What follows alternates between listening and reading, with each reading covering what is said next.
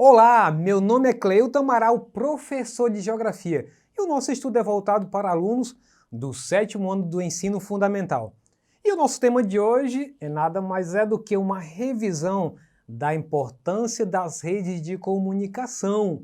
Então, vamos entender primeiramente a parte conceitual de comunicação, da qual todos nós precisamos dela no dia a dia, seja falando ou por meio de símbolos, você consegue se comunicar. Então vamos ver.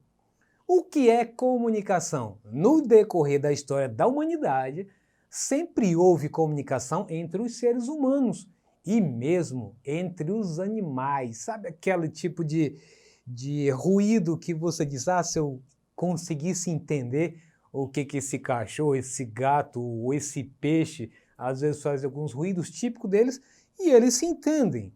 A palavra comunicação vem do latim communicatio e significa troca de mensagem, transmitir alguma coisa. Você sabe como era feita a comunicação no passado? Então vamos ver algumas delas.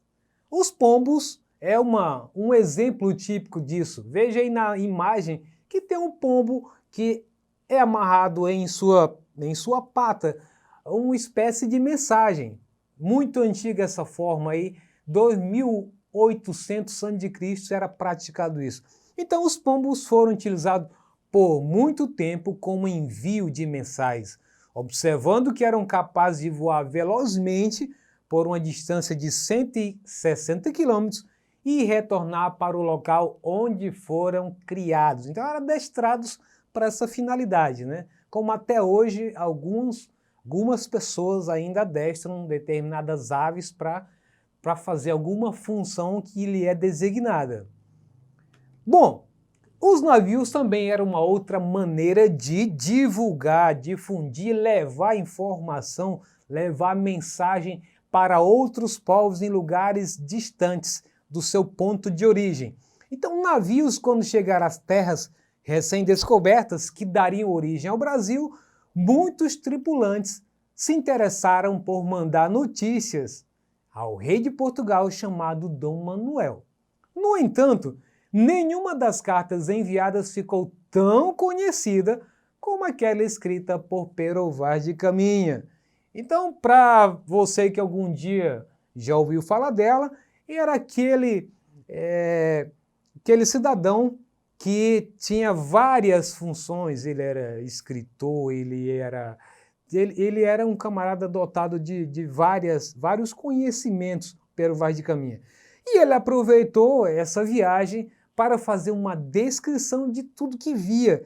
E o encantamento dele pelas novas terras, pelas praias, pelas árvores, pela diversidade de animais que ele não conhecia na Europa, empolgava para que ele escrevesse, fizesse os seus manuscritos e enviasse para o rei.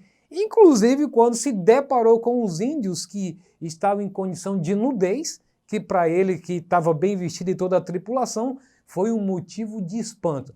Então tudo isso ele aproveitou para descrever na sua carta, muito conhecida, depois você pode pesquisar, a Carta de Pero Vaz de Caminha, que ela, de certo modo, fala sobre a fundação do Brasil, o início de tudo, quando você chega no litoral. Então é muito interessante ler essa carta. Eu tenho esse livretinho em casa, ele é muito bacaninha mesmo, embora com a linguagem de alguém que fazia parte da corte, da realeza, que tem algumas palavras que não são tão comuns, não são tão usuais por todos nós.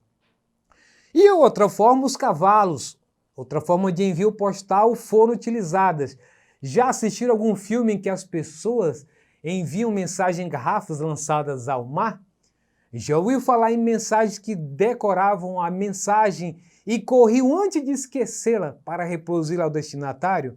Já pensou pegar e decorar um texto e alguém diz, vai deixar lá no 2º distrito, ou vice-versa, ou vai deixar numa área rural e você sai correndo rápido, você tem tantos minutos para chegar lá, e depois de chegar no cansaço ainda ter que memorizar todo aquele texto, né, toda aquela parte da fala que alguém disse para a pessoa, né, a parte oral dessa comunicação, e chegar lá e retransmitir de novo tudo que havia ouvido. Todas Essas são formas interessantes de transmissão de mensagens. Mas um fato que marcou a história da evolução da carta tem a ver com o uso de cavalos. Em 1860, 3 empresários dos Estados Unidos criaram um correio expresso, utilizando cavalos como meio de cruzar o território americano, com o objetivo de entregar correspondências. Era o famoso Pony Express. Com o surgimento do telégrafo, a empresa teve que encerrar suas atividades um ano depois de ser inaugurada. Olha como a evolução, né, das formas de comunicação. Mas tudo isso, se você observar, vai criando redes.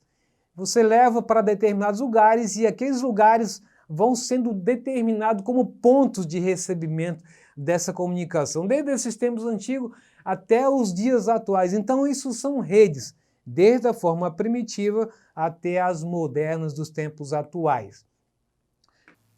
Quanto às redes de comunicação no Brasil, vamos então falar um pouco sobre os Correios. O primeiro correio brasileiro, o Correio Mó, das Cartas do Mar, foi criado em 1673. Era uma forma demorada de entrega postal por depender de viagens marítimas para chegar do Brasil a Portugal.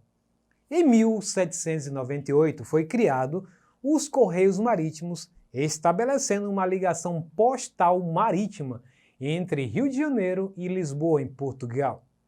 Em 1927 inicia-se o transporte de correspondências via aérea entre América do Sul e Europa. No Brasil, o presidente Getúlio Vargas instituiu o Departamento de Correios e Telégrafos no ano de 1930. É esse que até o dia de hoje ainda existe em nosso meio e pelo qual muitas de nossas correspondências e pedidos que compramos de empresas pela internet chegam até nós. E aí vem um grande questionamento quanto à evolução dos meios de comunicação, essas redes de se comunicar. O que mudou até 2021? Com certeza, se a gente for observar todas essas imagens que mostrei para vocês atrás, então muita coisa mudou até agora. Porque quando a gente fala sobre o cavalo, fala sobre carta sendo levada para uma pessoa que sai correndo para levar mensagem na cabeça e chegar lá e retransmitir, seja pelos pombos, você vai ver, poxa, como a coisa era atrasado. Pelos mares que passavam meses e meses para uma carta chegar no seu destinatário, e você diz, poxa, isso ainda bem que eu não sou desse tempo. Mais ou menos isso que você vai pensar. Então vejam só, atualmente, com a evolução técnica dos meios de comunicação, existem redes exclusivas para transmissão de informações e dados. Estas chegam em tempo real, na hora que você digitou aqui e deu Enter, já foi. Então, com o surgimento da internet principalmente.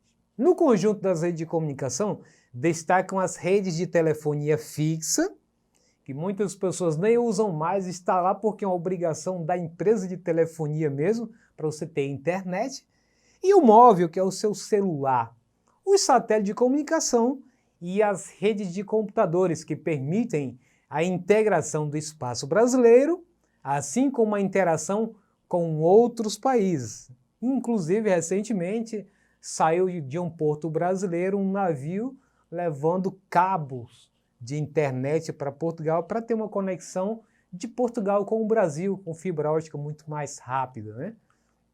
E aí temos um mapa aí na sua tela muito interessante que eu gostaria que você olhasse com bem detalhe. Diz assim, pessoas que utilizam a internet em porcentagem pelas grandes regiões. Quais são as grandes regiões? Norte, Nordeste, Centro-Oeste, Sudeste e Sul. Então olha só, em 2017, são os números em verde. Em 2018, os números estão em vermelho. Então, em 2017, vamos primeiro por isso aí. 2017, na região norte, 60,1% das pessoas utilizavam internet. Em 2018, isso pulou para 64,7%. Na região nordeste, esse índice era de 58,4% em 2017. Em 2018, pulou para 64%. Na região centro-oeste, começa aí, quando vai chegando na região centro-sul, os índices vão melhorando. eram 76,6% em 2017. Em 2018, passou para 81,5%. Na região sudeste, praticamente semelhante a centro-oeste, 76,5%, isso em 2017. Em 2018, 81,1%. E na região sul, em 2017, 73,2% e 78,2%. Nós estamos aqui tratando de pessoas que utilizavam a internet em porcentagem nos períodos de 2017 e 2018. Quanto à situação de domicílio, tanto na região, nas áreas urbanas como nas áreas rurais, vejamos aí. Em 2017, nós tínhamos 74,8% na zona urbana e em 2018, 79,4%. Isso é a situação de domicílio daquelas pessoas que usavam a internet. Já na área rural, em 2017, apenas 39% e em 2018, 46,5%. Vamos seguir para outro mapa. Veja o percentual da população com internet e celular por estado em 2011.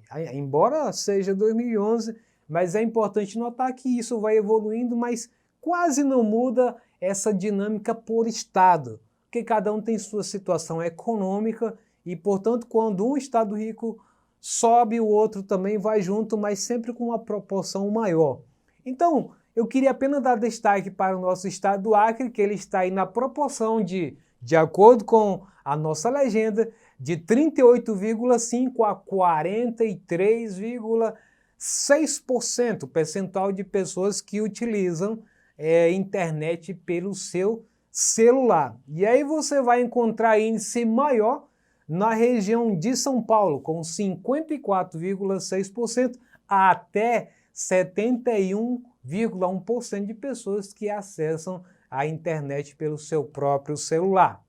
Com isso, a gente encerra essa nossa parte explicando um pouco sobre a evolução, digamos assim, de modo bem geral, né? Porque se você for detalhar, existem vários outros meios de comunicação, claro, né?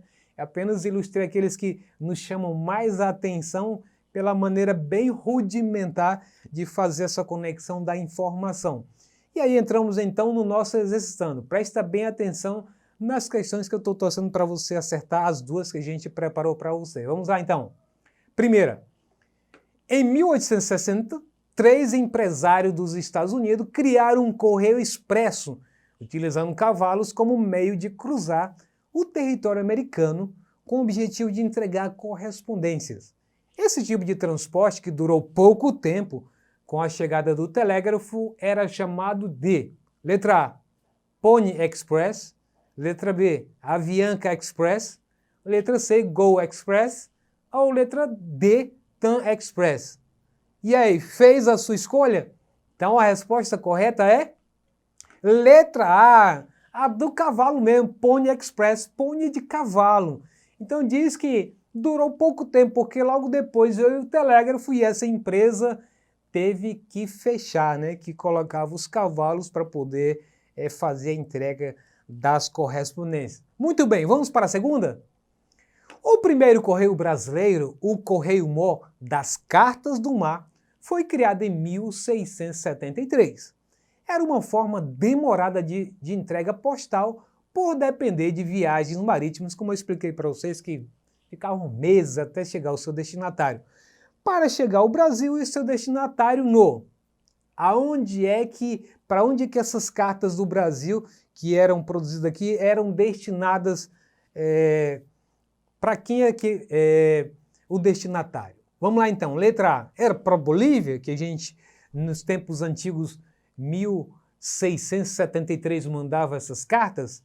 Letra B, era para a França. Letra C, Portugal ou para a Inglaterra? Que país era esse que nós tínhamos maior ligação, maior dependência nesse período aí? Seria no século 17, final do século 17. Presta bem atenção na história que você vai saber. Final do século 17, que ainda estava dominando economicamente o Brasil. Então seria letra A, Bolívia, letra B, França, letra C, Portugal ou letra D, Inglaterra? Fez a sua escolha então? A resposta correta é letra C, Portugal, parabéns! Então é Portugal mesmo, que desde o século XVI que veio com os seus ciclos dominando o nosso território. Então a resposta correta é a letra C. Então com isso encerramos nossa aula, agradecemos a todos vocês que têm nos acompanhado. Se você quiser assistir essa aula ou outro componente curricular, basta acessar a plataforma Eduque. Um abraço e até a próxima!